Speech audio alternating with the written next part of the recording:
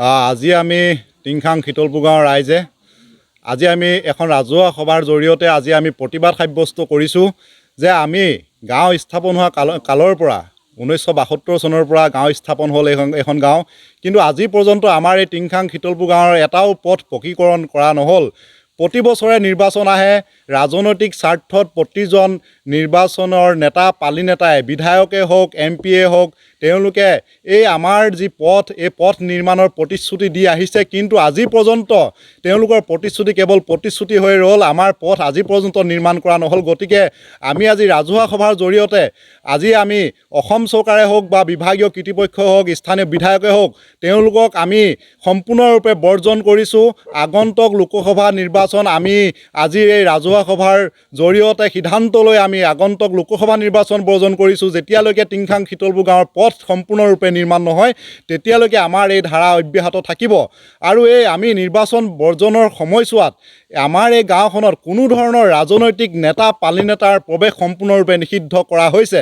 আৰু আমি অসম চৰকাৰৰ বিভাগীয় কৰ্তৃপক্ষৰ লগতে স্থানীয় বিধায়কক আমি সকীয়াই দিব বিচাৰিছোঁ যে তেওঁলোকে কেৱল ৰাজনৈতিক স্বাৰ্থত তেওঁলোকে ৰাজনৈতিক অধিকাৰ সাব্যস্ত কৰিব গৈ তেওঁলোকে এখন গাঁৱক সম্পূৰ্ণৰূপে তেওঁলোকে অৱহেলা কৰি আহিছে। আৰু তেওঁলোকে এই অৱহেলাৰ ফলশ্ৰুতিত তেওঁলোকে আজি পৰ্যন্ত আমাক কেৱল মাহিয়াৰ দৃষ্টিৰে চাই আমাক কেৱল এটা টুপি পিন্ধাই আছে। গতিকে আজি আমি এই ৰাজহুৱা সভাৰ জৰিয়তে আমি এই প্ৰেছ মিট দিছোঁ আৰু এই প্ৰেছ মিটৰ জৰিয়তে আমি অসম চৰকাৰৰ বিভিন্ন বিষয়াসকলক আমি সকীয়াই দিছোঁ যে আমাৰ এই প্ৰতিবাদী সময়ছোৱাত তেওঁলোকৰ কোনো ধৰণৰ ৰাজনৈতিক স্বাৰ্থ পূৰণ কৰিবৰ বাবে নেতা পালি নেতাই যাতে আমাৰ এই গাঁওখনত প্ৰৱেশ কৰিব নোৱাৰে। আৰু যদি কেনেবাকৈ কোনো ধৰণৰ ৰাজনৈতিক নেতা পালি নেতাই প্ৰৱেশ কৰে এই গাঁওখনত তেনেহ'লে তেওঁলোকে কিন্তু প্ৰতিবাদৰ সন্মুখীন হ'ব লাগিব। আৰু আমাৰ এই ধাৰা কেৱল আমাৰ এই ভোট বৰ্জনৰ ধাৰা কেৱল আমাৰ MP ইলেকশ্যনেই নহয়, এই ধাৰা আমাৰ সমান্তৰালভাৱে যেতিয়ালৈকে আমাৰ পথ নিৰ্মাণ নহয় তেতিয়ালৈকে আমাৰ চলি থাকিব। তাৰ কাৰণে হয়তো পঞ্চায়ত নিৰ্বাচনো পাৰ হৈ যাব পাৰে, হয়তো বিধানসভা নিৰ্বাচনো পাৰ হৈ যাব পাৰে। আৰু আমি ঘোষণা কৰিছোঁ যে যিদিনাখন লোকসভাৰ নিৰ্বাচন হ'ব, আগন্তুক মে মাহতে লোকসভা নিৰ্বাচন হ'ব, যিদিনাখন নিৰ্বাচনৰ দিন ঘোষণা কৰিব সেইদিনাখনে আমি নিৰ্বাচন হোৱাৰ দিনাখন আমি আমাৰ গাঁৱৰ ৰাইজে আমি প্ৰতিবাদ সাব্যস্ত কৰিম। আমি অৱস্থান ধৰ্মঘট কৰি আমি চৰকাৰৰ বিৰুদ্ধে আমি গৰজি উঠিম। তাৰ কাৰণে কিন্তু আমাৰ কোনো দুখ নাথাকিব। সম্পূৰ্ণৰূপে ইয়াৰ বাবে দোষী হ'ব অসম চৰকাৰ, স্থানীয় বিধায়ক, লগতে PWD ডিপাৰ্টমেণ্ট। গতিকে আমি আৰু আগন্তুক সময়ছোৱাত আমি গাঁৱৰ যিসকল ৰাজনৈতিক নেতা পালি নেতা আছে তেওঁলোককো আমি অনুৰোধ কৰিছোঁ তেওঁলোকেও যাতে ৰাজনৈতিক যি দল সংগঠনৰ কাম কাজ সেই কাম কাজসমূহৰ পৰা তেওঁলোকেও যাতে বিৰত থাকে। ব্যক্তিগত সুবিধা আমাক যিসমূহ দিছে সেই ব্যক্তিগত সুবিধাসমূহ আমাৰ পৰ্যাপ্ত নহয়। ব্যক্তিগত সুবিধা তেওঁলোকে নিজৰ গাঁঠিৰ ধন ভাঙি আমাক সুবিধা দিয়া নাই। তেওঁলোকে যিসমূহ ব্যক্তিগত সুবিধা আছে সেই ব্যক্তিগত সুবিধাসমূহ সম্পূৰ্ণ আমাৰ প্ৰাপ্য, আমাৰ অধিকাৰ। কিন্তু আমাৰ মূল সমস্যাই হৈছে আমাৰ টিংখাং শীতলপুৰ গাঁৱৰ পথ। গতিকে আমাক পথ লাগে, সম্পূৰ্ণ পথ আমাৰ পকীকৰণ হ'ব লাগে। আৰু আমাৰ ব্যক্তিগত যিবিলাক আমি সুবিধা আদায় কৰিছোঁ সেইখিনি আমাৰ প্ৰাপ্য, সেইখিনি আমি পাব লাগিব। এগৰাকী মহিলা হিচাপে মই এইটোৱে ক'ব বিচাৰিম যে আজি অত দিনে হৈ গ'ল আমাৰ ৰাস্তাটো পকীকৰণ কৰিবকৈ ইমান দিনে আমাক ভাবুকি দি থ'লে। গতিকে অতদিনে যেতিয়া আমাৰ ৰাস্তাটো পকীকৰণ নহ'ল, গতিকে এই সম্পৰ্কত আমাৰ গাঁৱৰ সকলো স্থানীয় ৰাইজে যিটো সিদ্ধান্ত লৈছে আমি সিদ্ধান্তত অটলভাৱে আমি তাতে বৰ্তি থাকিম। আৰু সকলো মহিলাই আমি এই আগন্তুক লোকসভাই হওক, বিধানসভাই হওক বা পঞ্চায়ত ইলেকশ্যনেৰে হওক সকলোতে আমি ভোট বৰ্জন কৰিছোঁ। আৰু আমাৰ এইখিনিতে আমাৰ স্থানীয় মন্ত্ৰী ডাঙৰীয়াই হওক আৰু বিভিন্ন ধৰণৰ বিধায়ক ডাঙৰীয়াই হওক সকলোকে আমি এইটোৱে আহ্বান কৰিছোঁ যে আমাৰ ৰাস্তাটো যাতে অতি সোনকালে আমাৰ পকীকৰণ কৰি দিয়া হয়। কাৰণ আমাৰ এই ৰাস্তাটো নোহোৱা দুখতে আমাৰ স্কুলৰ ল'ৰা ছোৱালীয়ে হওক বা বেমাৰী হওক আমাৰ অহা যোৱা কৰিবলৈ বহুতখিনি আমি অসুবিধাৰ সন্মুখীন কৰিবলগীয়া হৈছে। গতিকে এইখিনিতে আমাৰ এটাই ক'বলগীয়া যে অনুৰোধ কৰা হৈছে যে আমাৰ এই ৰাস্তাটো যাতে অতি সোনকালে আমাক পকীকৰণ কৰি দিয়ে। আৰু যেতিয়ালৈকে তেওঁলোকে কোনো ধৰণৰ দায়িত্ব নলয় তেতিয়ালৈকে আমিও ভোট বৰ্জন কৰিছোঁ বুলি সকলোৱে আমি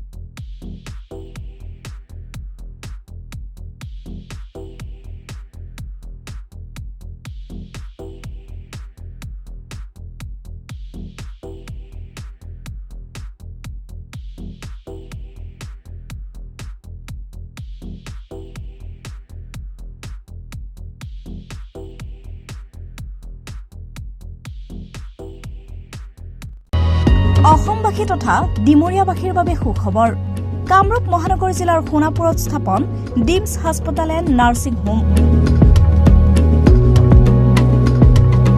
উপলব্ধ বিভাগসমূহ general medicine gynaecology general and laparoscopic surgery orthopaedic surgery paediatrics and neonatology palliative medicine pain clinic dermatology ENT urology দুৰ্ঘটনা আৰু জৰুৰীকালীন সেৱাৰ বাবে 24 ঘণ্টাই উপলব্ধ ডিমছ হাস্পতাল এণ্ড নাৰ্ছিং হোম অত্যাধুনিক সা সুবিধাৰে পৰিপূৰ্ণ ডিমছ হাস্পতাল এণ্ড নাৰ্ছিং হোমত উপলব্ধ digital x-ray 24 hours pathology ECG PAC clinic 24 hours RMO doctors ঠিকনা বৰঘাট সোণাপুৰ কামৰূপ মহানগৰ জিলা যোগাযোগৰ নম্বৰ 8009040080